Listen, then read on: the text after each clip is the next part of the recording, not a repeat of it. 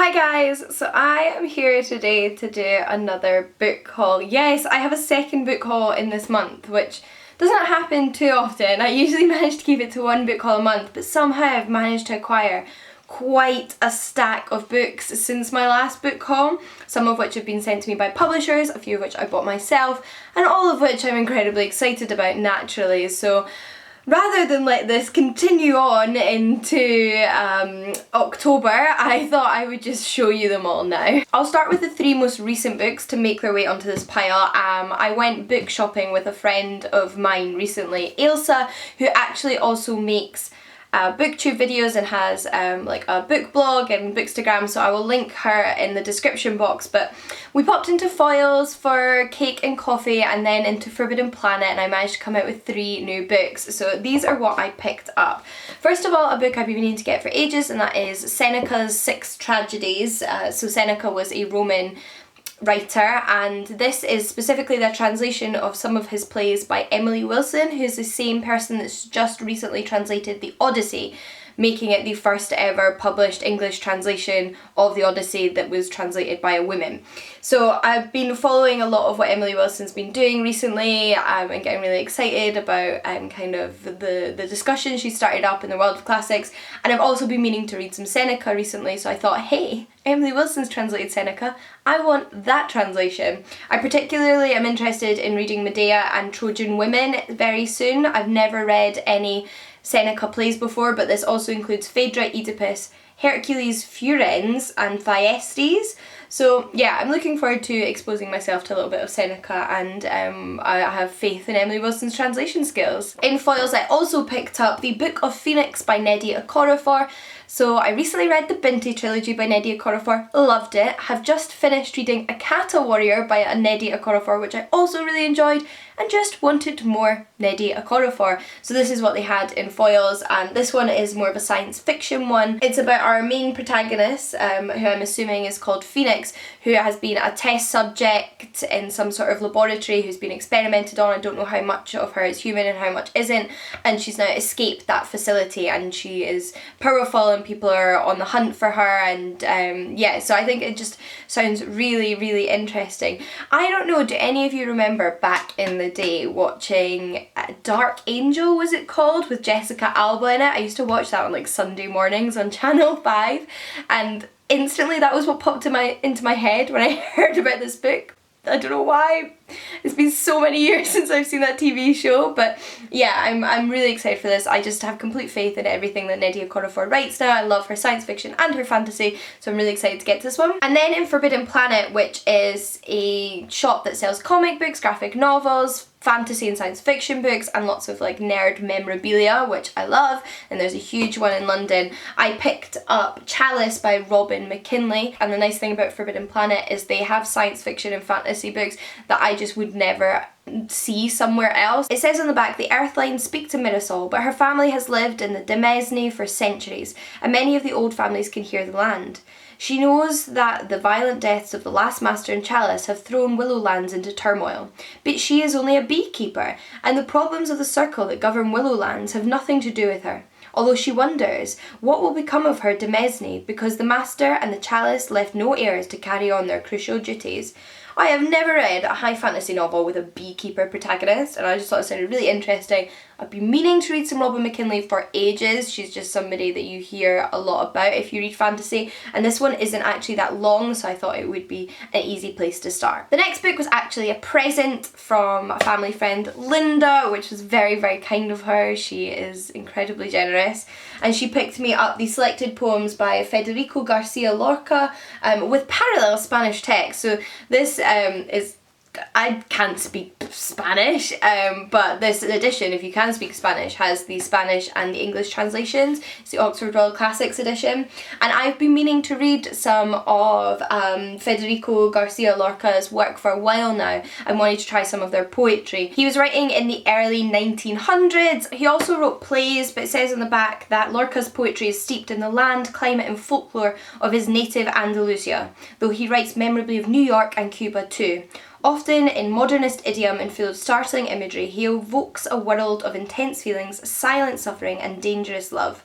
So yeah, I'm intrigued. It's just an author I've been meaning to check out, so I'm really pleased to have a copy. I then have some books that were sent to me by the publishers, and the first one you will have already seen on my channel because I did a whole video all about it, and that is John Green's Turtles All the Way Down. The new paperback edition is just out, and I adored this book so much.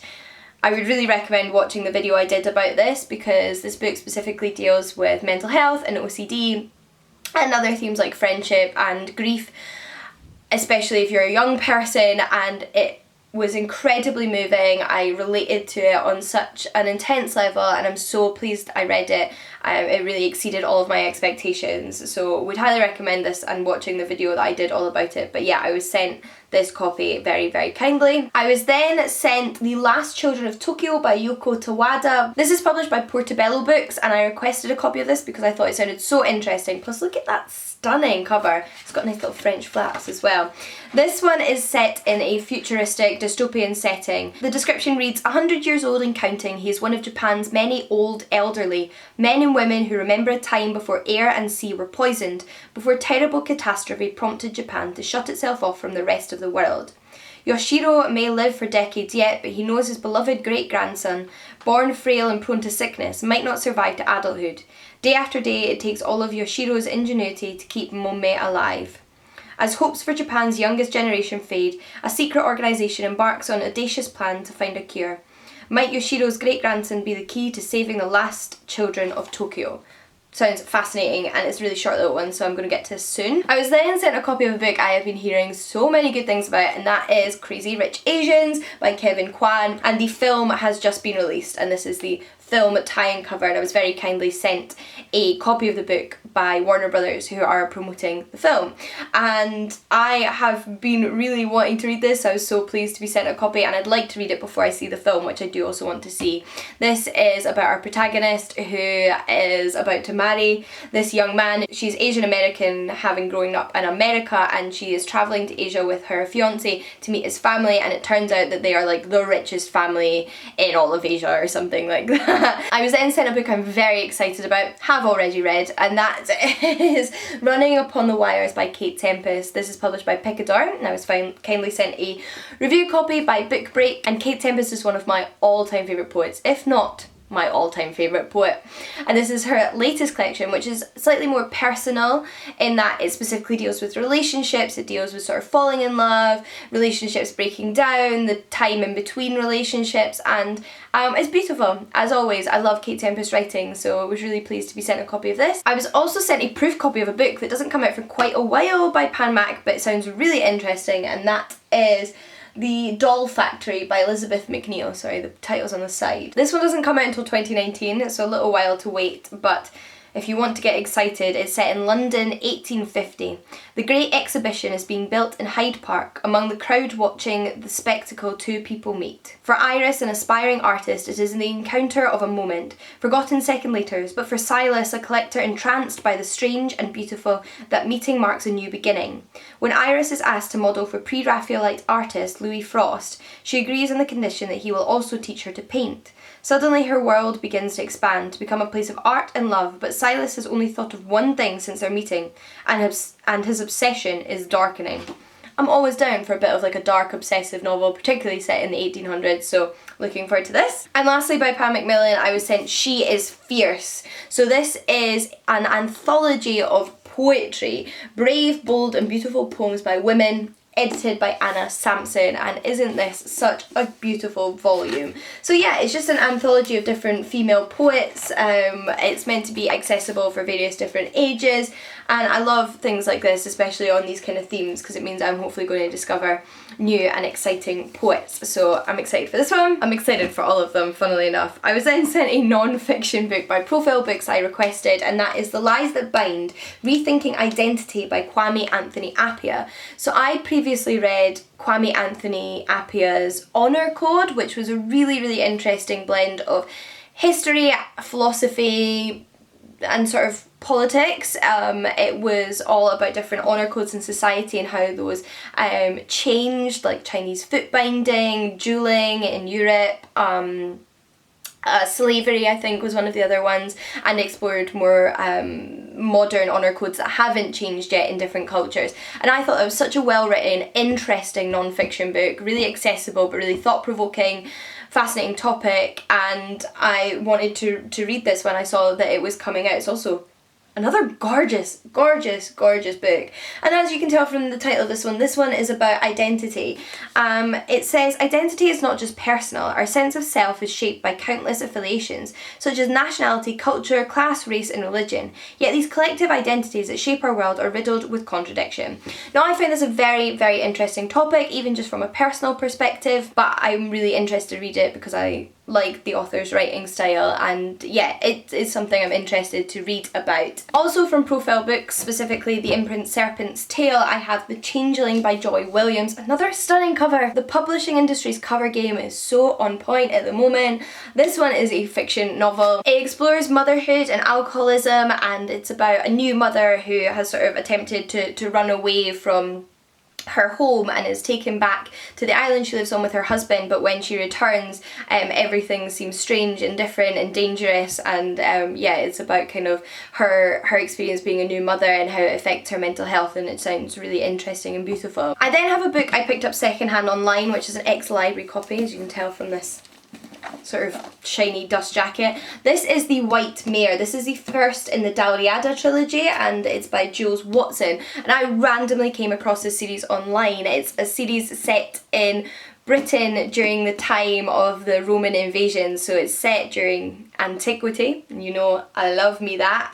It's a fantasy novel, so I'm just like ticking all the boxes right now, and I saw a cheap copy online and decided to give it a shot, really. I believe we follow a young British girl and her experience of the Roman invasion, and like I said, I think there's some fantasy elements, so super intrigued. On the topic of fantasy, I also picked myself up a copy of A Secret History of Witches because I saw it reduced, and this is by Louisa Morgan. This one is about a family of witches, and we follow the different generations of women in this family over time, and it's about these generations losing their witchcraft and rediscovering their witchcraft, and it just sounds really, really interesting, and I've heard good things about it. I also picked up The Girl Who Couldn't Read by John Harding. This I actually picked up because my friend Jen recommended it on a Twitter thread that I was tagged in as a sort of good autumnal Halloween spooky read, and I just instantly thought, I want that, and just went with that compulsion and instantly bought it. So this one is set in 1890s New England, and it is set in a mental asylum where a new doctor has turned up and is discovering that the way the patients are being treated there are particularly horrific and gruesome, and I imagine there's lots of like creepy, unnerving, ghostly matters going on, and I'm excited to find out what those are. I love a little spooky, unnerving, unsettling read. And lastly, I have Mary and Frankenstein by Linda Bailey and Julia Sarda. This is published by Anderson Press, and this is okay, probably the most beautiful book in this haul, which is saying something because there's been a lot of beautiful books, but it is an illustrated account of Mary Shelley's life. So Mary Shelley is of course the author of Frankenstein, and we follow Mary Shelley and a cast of other characters, including her husband Percy Shelley, Byron, her characters that she created in her novel, and we follow her growing up, getting married, and writing Frankenstein, and how that all comes about. So this is a picture book, so it can be read by any age, but it's something that I actually think will still be really nice to read as an adult, because it will give me a nice concise overview, tie together some of the loose facts I have about Mary Shelley, and perhaps inspire me to read more about the author herself. And it just looks like beautiful, beautiful illustrations. I can't get over how gorgeous this book is, so I think this would just be perfect for any age, including 26-year-old women like me. So I was really pleased to be sent a copy of this by Anderson Press. But those are all of the books that I have recently acquired. You see why I had to do another book haul, didn't you? Because who knows what would have happened if I just left these wait until October, and how many more might have appeared. I feel no shame, actually. What am I saying? I'm really excited and happy about all of these books, so I do hope you've enjoyed this book haul. I'd love to hear from you if you have any thoughts on any of the books I've mentioned in this video, and until next time, happy reading. I'll see you all again soon. Bye!